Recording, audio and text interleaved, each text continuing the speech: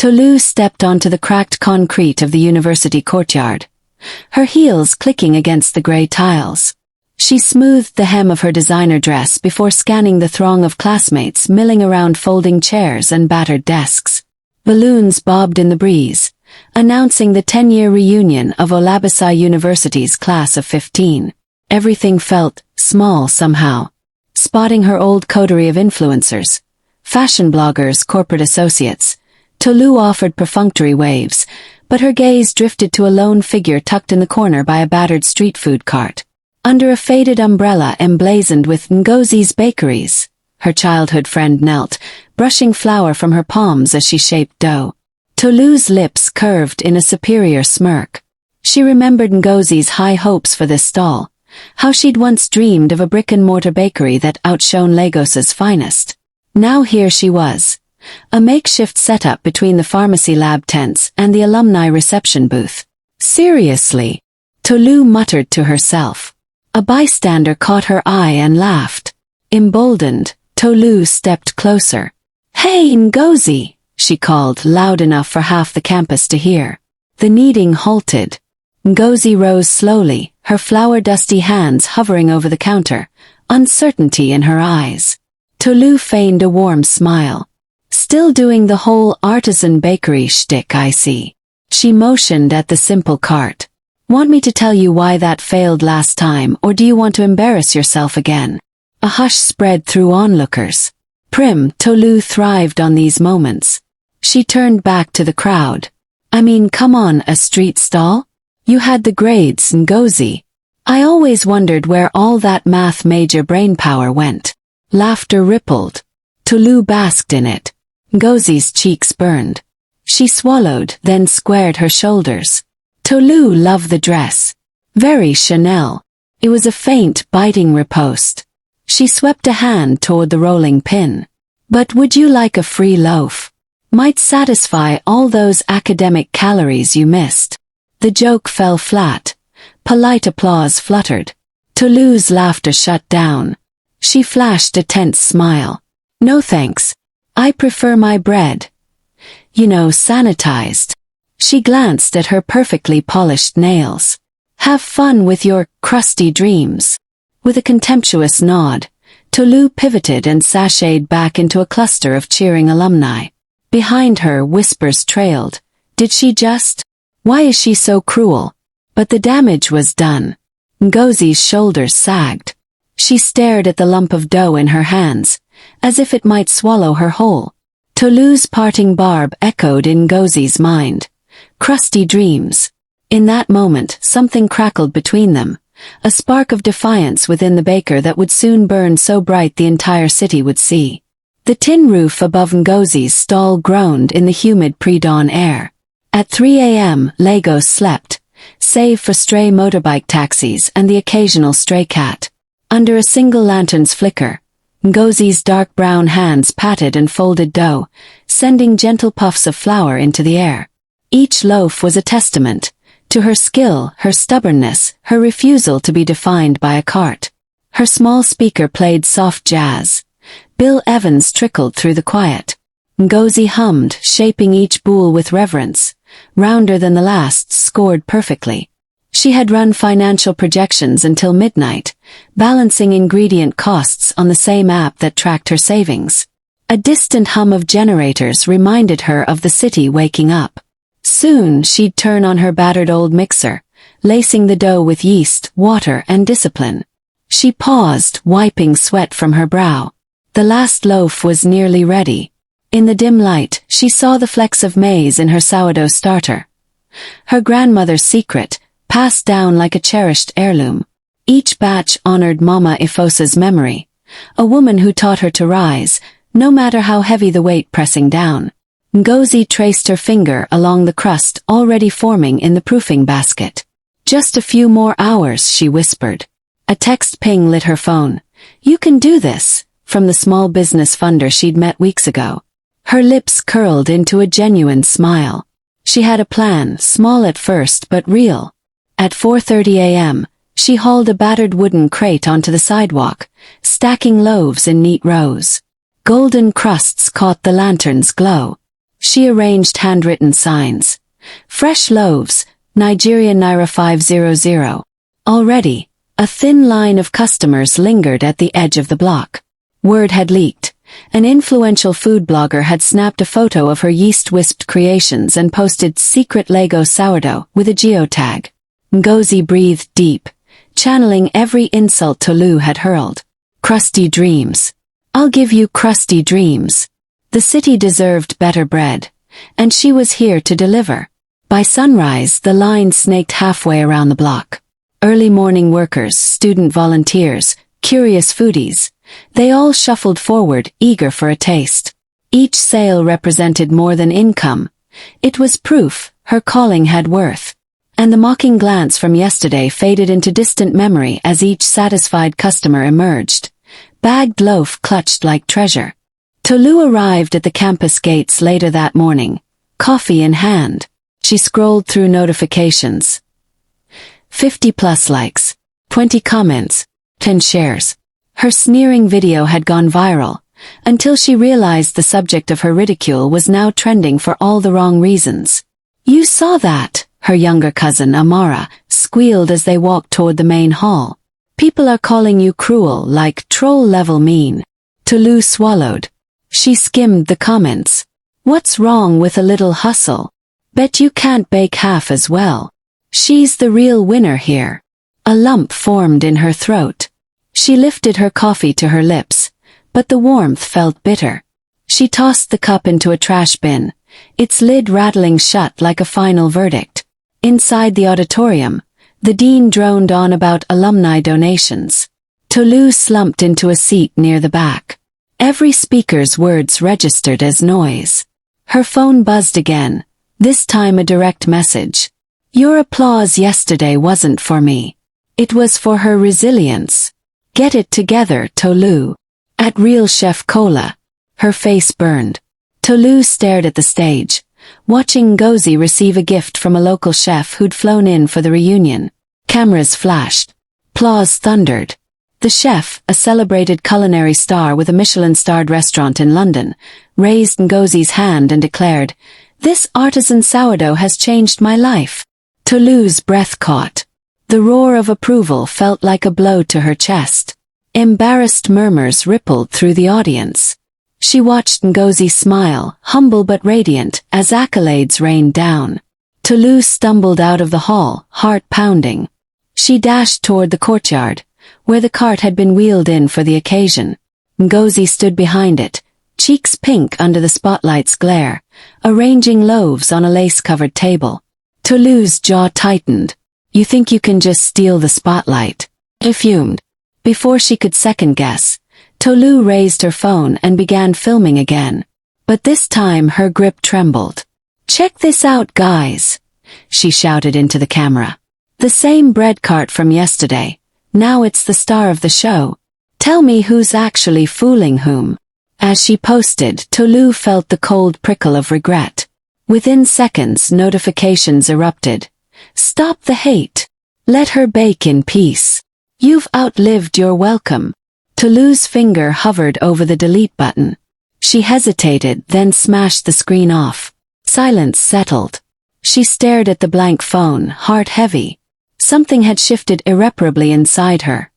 The realization that mockery, once so easy, cut far deeper in daylight. Despite Tolu's attempt to sabotage, the local celebrity chef, Chef Adebayo, stood beside Ngozi's stall, a genuine warmth lighting his face. Ngozi, he said, voice rich and authoritative, this is without question the best sourdough I've encountered in Nigeria. The crust is perfect, the crumb airy, and that hint of maize adds incredible depth. A cluster of alumni watched, mouths agape. Tolu, hiding at the edge of the crowd, felt like a child caught in a lie. She crossed her arms but her knees threatened to buckle. Ngozi blushed, glancing at the chef's pressed blazer and neatly trimmed beard. Thank you, chef, she replied softly. Your praise, honestly, is more than I ever imagined. Chef Adebayo nodded. I'd like to invest, in a serious way. Let's talk expansion, branding, maybe even a pop-up series. I want your name on menus from Lagos to London. Ngozi's breath hitched. Around them, people snapped photos, live-streamed the moment, typed furiously on phones. It felt surreal, like stepping into someone else's dream. Tolu watched her friend's eyes light up. A surge of something, envy, remorse, knotted in her chest. She bit her lower lip, reluctant to step forward. Before she could retreat, Chef Adebayo addressed the gathering. Anyone who doubts the power of small beginnings, look no further. This cart, these loaves, they represent hard work, passion, and authenticity. Let this be a lesson. Applause erupted. Tolu's own cheeks flushed. She felt exposed, foolish. Yesterday's laughter seemed hollow. The crowd dispersed, leaving Tolu alone with her guilt. Summoning courage, she approached. Ngozi looked up, surprise and caution in her eyes. Tolu, she began quietly. You saw it, well, you heard it. The chef wants to help. Tolu's throat tightened. Words tumbled out unsteady. I posted that video yesterday. I was wrong. Terribly wrong. I didn't mean. I don't know why I was so cruel. Ngozi stared, arms folded over her apron. For a moment, the air between them crackled with tension. Anger, hurt, anticipation. Finally, Ngozi exhaled. Okay, she said, voice soft but guarded. We'll see. Actions speak louder than words. Tolu nodded, relief mingling with shame. She offered a tentative smile. Can I help? Anything. Ngozi considered her. Then she nodded. You can come tomorrow morning at 2 a.m. I need extra hands. Tolu's heart leaped. I'll be there. By 2 a.m. the next day, Tolu stood on the same cracked sidewalk, flanked by rumbling generators and crates of flour sacks. Under swollen gray clouds, she watched Ngozi orchestrate the morning rush. Great, you're on dough prep, Ngozi said, tying Tolu's borrowed apron. Her voice was steady, professional. Keep that dough relaxed. No harsh kneading. Tolu dipped her fingers into yeast-bubbled water, eyes widening as she felt the living organisms dance at her fingertips. Under Ngozi's calm instruction, she mixed flour and water, kneading patiently, memorizing each fold. All right, Ngozi called at 4 a.m. Let's bring them out. They wheeled the cart into position. Lanterns lit the golden crusts. Already, a line more than twice as long as yesterday had formed. Workers, vendors, students, neighbors who'd read about the reunion spectacle. Brace yourself, Ngozi whispered. It's going to get hectic. Tolu nodded, adrenaline surging. She handed out trays of hot loaves, the aroma of wheat and maize filling the air. Each time a customer bit into the crust and closed their eyes in bliss, Tolu's heart swelled. This was different from posting videos. This was real connection. At one point, a woman clutched 2 loaves to her chest. I missed this, she said misty-eyed. I used to bake with my grandmother. Your bread brought me home. Tolu felt a lump in her throat. She nodded, fighting tears. Ngozi brushed past and whispered, See. By dawn they'd sold out. The crowd cheered, banging trays like applause.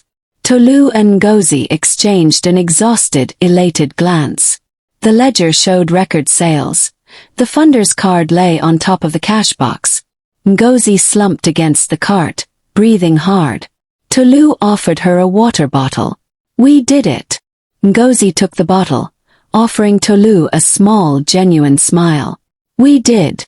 Tolu leaned back, watching the sky blush with sunrise. The cycle of mockery and redemption had come full circle in just over 24 hours.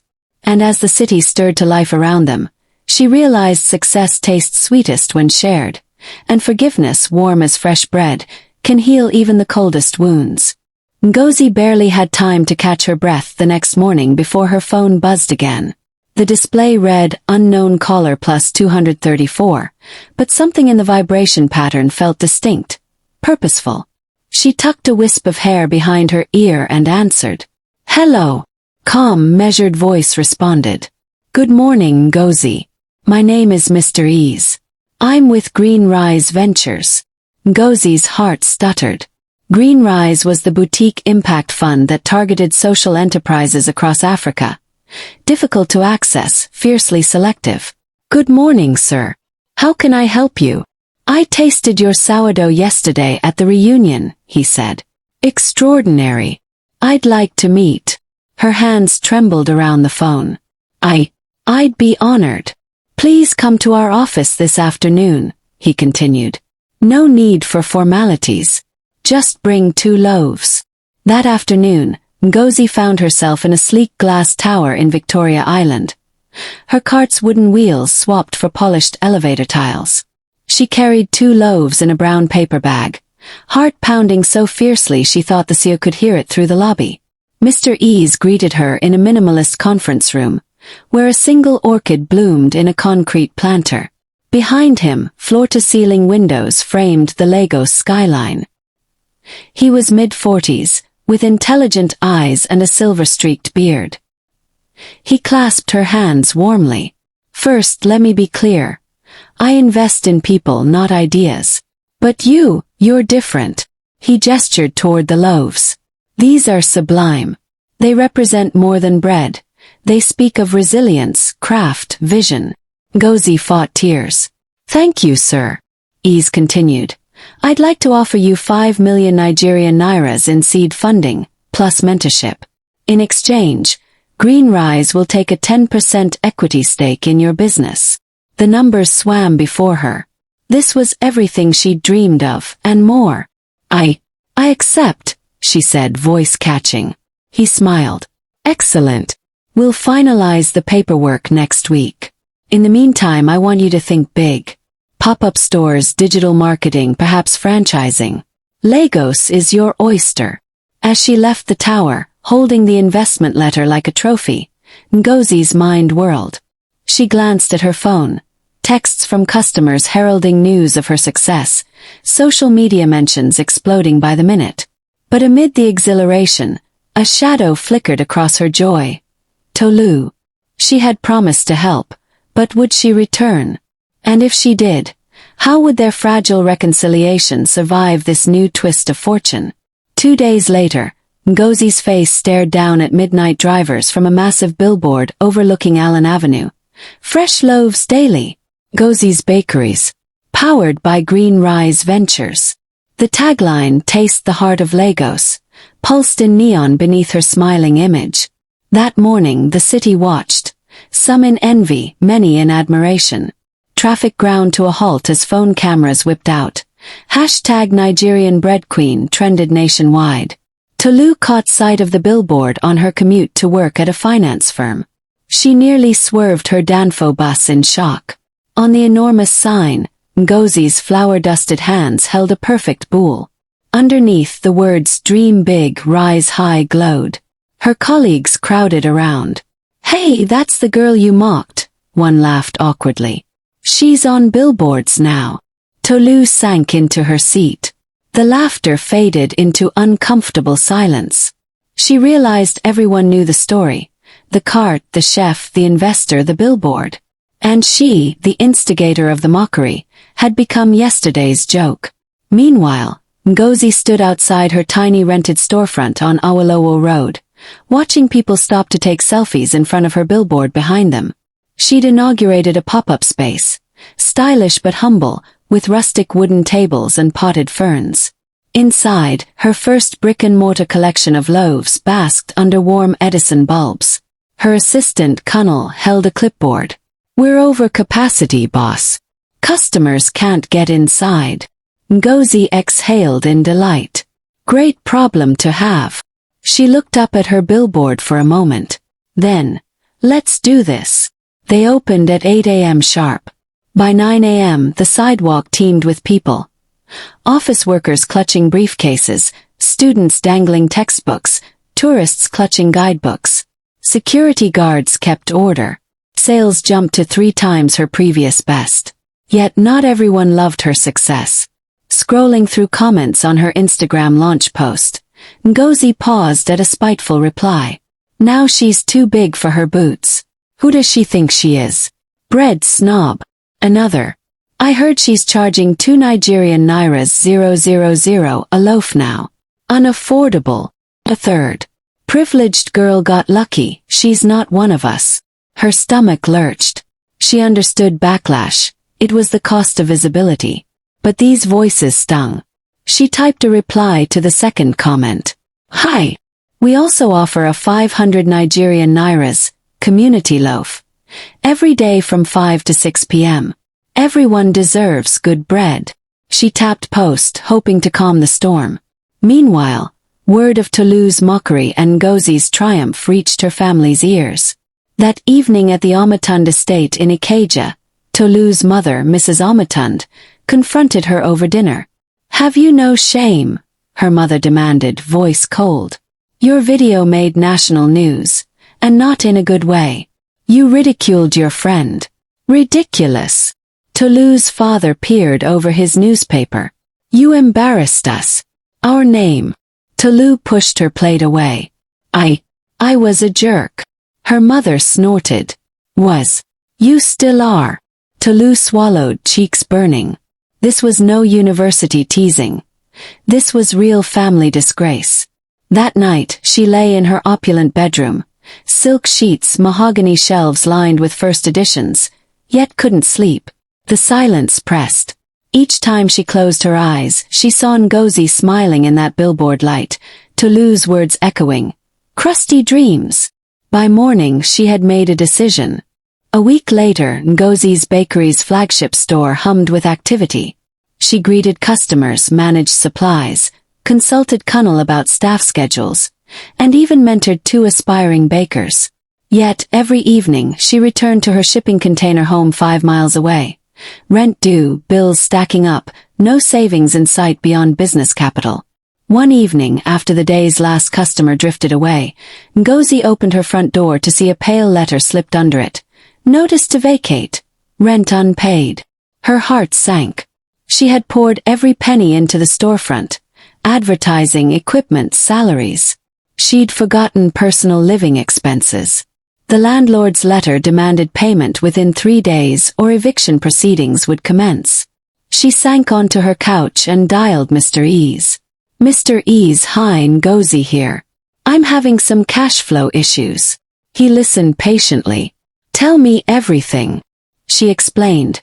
Booming sales had unexpected overheads. She over-leveraged the monthly funds. She needed 200,000 Nigerian nairas to cover rent, utilities, and basic groceries. Silence stretched. Then he said, I believed in you for a reason. I'll wire you the amount tonight. But Ngozi, please, hire a bookkeeper. You're an artist, not an accountant. Tears blurred her vision. Thank you, sir. I promise. This won't happen again. As she hung up, Ngozi realized that success required humility as much as passion, and that mentors like Mr. E's were rare gifts to be cherished. Across town, Tolu prepared for her own leap of faith. She rifled through her closet for business attire before deciding on a simple white blouse and jeans. No designer labels tonight. She gripped her phone, thumb hovering over Ngozi's number. She'd watched Ngozi's Instagram stories about the eviction notice. She'd seen the gratitude when the funds arrived, the quiet resolve in Ngozi's eyes. Tolu felt smallness and regret and shame swirl within her. Finally, deep breath. He tapped call. Ngozi picked up on the second ring. Tolu. Hi, Tolu said, voice husky. Can we meet? There was a pause. At the bakery, 7 p.m. Tolu exhaled. Thank you. That evening, under the warm glow of Edison bulbs, Tolu arrived at the pop-up store's communal table, where Ngozi and Kunnel were counting tomorrow's ingredient orders. Tolu, Ngozi said, surprise and cautious hope in her voice. Tolu approached, hands clasped. Ngozi, I'm sorry for everything. I mocked you on camera on purpose. I almost let so many people hurt you. And me. Ngozi's eyes flickered. Why now? I saw your eviction notice, Tolu confessed. And how you handled it. You showed gratitude for help instead of lashing out. You inspire me. Ngozi waited. Tolu continued, voice cracking. I know I don't deserve it, but I want to help. I can't bake sourdough, but I can crunch numbers. Ngozi opened her mouth, then closed it. She took a deep breath. Okay, she said finally. You can help with accounting. But no more mocking. Tolu nodded vigorously. Never again. They shook hands, tentative but hopeful. As they walked outside into the warm Lagos night, billboards glowing in the distance, they realized their story had transformed from one of cruelty and rivalry into one of redemption and partnership. And this humble plea, spoken under neon light, marked the true beginning of their shared legacy.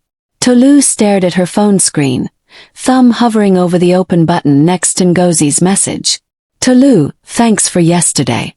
I'll think about it. She'd crafted that text at dawn, an earnest apology laced with regret, and watched the little read receipt appear without a reply. By mid-morning, campus rumors had circled back. She's ghosting you, one classmate teased, unaware of the storm inside Tolu's chest. In her apartment, Tolu paced across marble floors, phone clenched tight. Every few seconds she refreshed the chat. Maybe she's busy, she told herself. Maybe she didn't see it. But the cold glow of seen at 7:02 a.m. mocked her optimism. Unable to bear it, Tolu left her sleek high-rise and drove toward Ngozi's pop-up shop. Traffic crawled, but the tension in her shoulders didn't ease until she parked and stepped onto the familiar sidewalk. The storefront lights glowed softly, and through the window she saw Kunal arranging supplies, but no sign of Ngozi. She sighed, braced herself and stepped inside. The bakery's warmth enveloped Tolu the moment she crossed the threshold, ovens humming low, the scent of proofing dough like honeyed promise. She found Ngozi kneeling behind the counter, measuring flour with surgical precision. Ngozi, Tolu began, voice unsteady. Ngozi didn't look up. Tolu continued. I know you're angry. You don't have to forgive me. But I want to help. Really help. Tense beat past. Then Ngozi reached for a spare apron tucked under the counter. She laid it on a stool and tossed Tolu a scrub brush. Start cleaning that floor. No phones, no chit-chat. Floors first, attitude later. Tolu swallowed her pride and knelt, running the brush in tight circles across the tile. Dust and flour slurped into suds, and with each scrub, she felt a little humility wash over her. Hours passed as she attacked every corner. Her hands raw but determined. Occasionally, Ngozi directed a correction. Wider strokes, get behind the counter next, but she never let Tolu off the hook. When the final streak of grime lifted, Ngozi nodded once. Tomorrow morning you start at 3 a.m. Bring rubber gloves. Tolu rose, exhausted but resolute. Yes, ma'am. At 3 a.m. the next day, Tolu arrived to find Ngozi at the mixing station. Flour-smudged sleeves rolled to her elbows. Lanterns cast long shadows over stainless steel bowls filled with dough in mid-rise. T-10 minutes to bake, Ngozi said without looking up. Let's see if you can handle the dough. Tolu's hands trembled as she scooped a ball of sponge-like dough onto the floured board. She folded, stretched, then folded again, just as Ngozi had shown her. But the dough stuck, tore, and threatened to disintegrate. Frustration prickled her skin. Too rough, Ngozi snapped, stepping in. She guided Tolu's fingers, showing her how to coax the gluten into tension. Be gentle, like you're cradling a baby. Tolu nodded, inhaling deeply. This time, the dough came alive under her touch. Smooth, elastic, responsive. She shaped it into a perfect boule and placed it in the banneton. As the loaves went into the oven, Tolu and Ngozi exchanged a look of quiet triumph. The oven timer pinged. They pulled out a blistered golden crust, steam rising in lazy swirls. Tolu tore off a bit, warm, chewy, fragrant, and closed her eyes in awe. Ngozi offered a rare smile. Not bad for your first loaf. That night, after the last customer drifted away and the ovens cooled, Ngozi and Tolu settled at a small backroom table. The only light was a single bulb swinging from the ceiling. Between them lay a tray of stale baguette ends and 2 chipped mugs of tea. Tolu wrapped her hands around the warm mug. I never told you why I did it. Ngozi watched her, patient. Tolu sighed. I felt invisible back in uni, always playing catch-up to everyone's expectations. I thought mocking you, putting you down would make me look superior. Her voice wobbled. But it was just fear. Ngozi's gaze softened. She pushed a torn crust toward Tolu. I get it. I was so focused on proving myself after the mockery that I forgot you were hurting too. Silence settled, comfortable this time. The two women sipped tea, nibbling the bread as they spoke of old dreams. Ngozi's grandmother's bakery in Enugu, Tolu's childhood ambition to be a dancer before life steered her into finance. They laughed about forgotten jokes, recounted childhood dares, and shared vulnerabilities under that swinging bulb. By midnight's end, the air between them was lighter, freed from past grievances. Forgiveness had begun to bloom. At dawn, the bakery filled with the yeasty aroma of cinnamon rolls, an unexpected delight. Tolu arrived to see a fresh tray steaming on the counter, flecked with sugar glaze. Thought you might need a morale boost, Ngozi said, appearing at Tolu's side. Her tone was warm, unguarded. Tolu reached for a roll, the soft dough pillowed against her fingers. She bit into it. Swirls of warming spice and sweetness blossomed on her tongue. Tears pricked her eyes. This is perfect, she whispered. Ngozi shrugged, but a proud smile curved her lips. Consider it a peace offering. Tolu set down the half-eaten roll and embraced Ngozi. Thank you for this and for giving me a chance. Together they planned the day's work. A weekend pop-up, a special community outreach loaf, and perhaps even a live baking class. Tolu as Ngozi's assistant turned partner. As they wiped flour from each other's cheeks, the bakery lights brightened, heralding not only a new business day but the fresh start of a friendship fortified by humility, resilience, and the sweetest taste of reconciliation. At dawn on a bright Saturday, Ngozi and Tolu unloaded crates of freshly baked loaves and pastries onto folding tables beneath a striped canopy in Jara Market. The banner overhead read T&N Bake Collective, Weekend Pop-Up in bold hand lettering. Around them, hawkers hawked yams and plantains, while the scent of fresh akara mingled with their yeasty aroma. Make sure the sourdough slices are front and center, Ngozi instructed, arranging samples on wooden boards. Tolu nodded, carefully spacing each piece. Got it. And I hung the menu chalkboard, see. She pointed to a rustic frame listing everything from Nigerian Naira 300 community loaf to Nigerian Naira 2,000 artisanal baguette. Their first customer, a university lecturer, approached. Tolu greeted her with a bright smile. Good morning, Ma. Would you like to try our new spiced pumpkin loaf? The lecturer tasted it, eyebrows lifting. Delicious. I must share this with my students. As word spread, crowds formed, a kaleidoscope of uniforms, headscarves, and market aprons. Kids tugged at their parents, pointing at cinnamon rolls glistening with syrup. Tolu ducked behind the table to refill trays, laughing as Ngozi high-fived their cashier, Kunal, for managing the rush. By midday they'd sold out, and neighbors were already asking when they'd return. As they packed away empty baskets, Tolu clapped Ngozi on the shoulder. We did it, together. Ngozi smiled, eyes shining with pride. From that mocking glance to this, I couldn't have asked for a better partner. They collapsed onto a low wall, sharing cold water and wiping sweat. Around them, Jara Market hummed with life, vendors already speculating about next weekend's pop-up. And for the first time, Ngozi and Tolu felt their dreams truly intertwined. 6 weeks later, the grand opening of their first brick-and-mortar bakery loomed. The storefront, a renovated shophouse on Awolowo Road, had been painted warm cream with green trim. Golden letters above the door read, Ingta Bakery and Cafe. Red ribbons draped across the entrance fluttered in the breeze. Mayor Adekunle, flanked by press, arrived with a pair of ceremonial scissors. Tolu adjusted her blazer nervously. Ngozi, what if the ovens don't heat up? Ngozi patted her hand. They've been tested twice. Relax. On cue, the mayor stepped forward. It gives me great pleasure to inaugurate Ingta Bakery and Cafe, symbol of ambition, friendship, and the spirit of Lagos. He snipped the ribbons. They cascaded to the ground amid applause. Inside, mouths dried as the first customers streamed in. But halfway through Mayor Adekunle's ribbon-cutting speech, the ovens chattered and went silent. Cold hush fell. Panic flickered in Tolu's eyes. She sprinted to the control panel and toggled a voltage switch. The ovens rumbled back to life.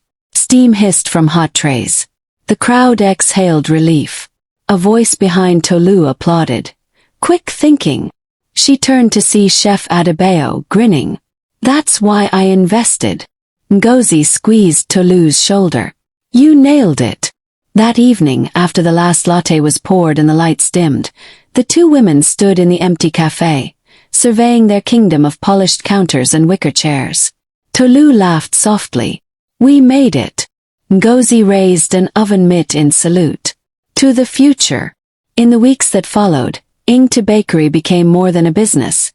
It became a community hub. Every Tuesday from 5 to 7 p.m. they offered goodwill loaves. Free bread for anyone in need.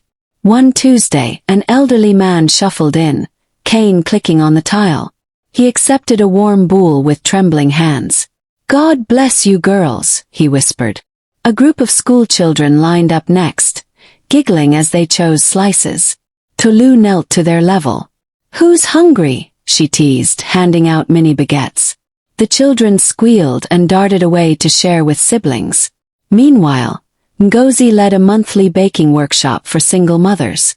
She demonstrated kneading techniques while her own mother, Mama Ifosa, watched proudly from the back row. Tears glistened in Mama Ifosa's eyes as she saw Ngozi passing on the art she'd learned decades before. At day's end, Tolu tallied the workshop supplies and sorted leftover loaves into donation bags for the local orphanage. We've given away over 500 free loaves this month, she announced. Ngozi beamed. Bread is love. That night, walking home together under streetlights, Tolu said, I never imagined my life would look like this. Ngozi paused to tie her shoelace. Neither did I. But this, helping people, this feels right. They stood in companionable silence, listening to the distant hum of Lagos night, hearts full from feeding both stomachs and souls.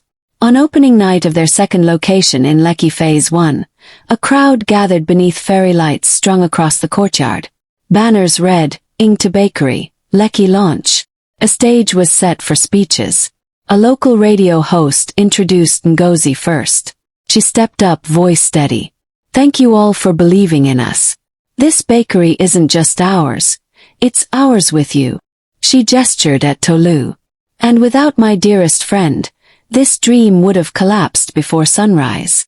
Tolu blushed but kept her composure.